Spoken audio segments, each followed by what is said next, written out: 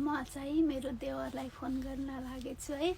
उहाँ घरमा हुनुहुन्न, कहाँ हुनुहुन्छ, हजुरसँग हुनुहुन्छ कि नै भनेर ट्र्याक गर्न लागेको छु। के भन्नुहुन्छ है त? म्यासेज गरेको सुरुमा रिप्लाई गर्नु भएन, अब डाइरेक्ट कल गर्छु है। उठाउनुहुन्छ कि हुँदैन? उता नि देखाउ न कल गरेको।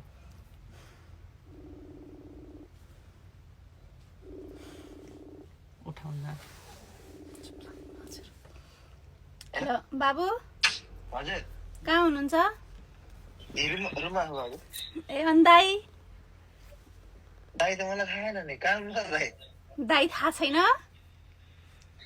मसँग कहाँ जानु भएर?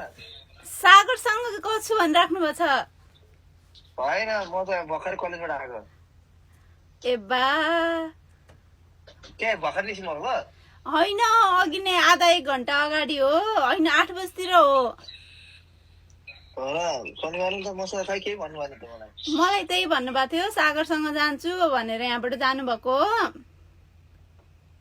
अनि के पनि भन्नु भएन भाइ?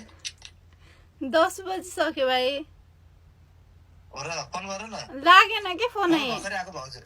फोनै लागेन। हो र, म त भर्खरै कलेजबाट आएको, थाहै छैन मलाई त।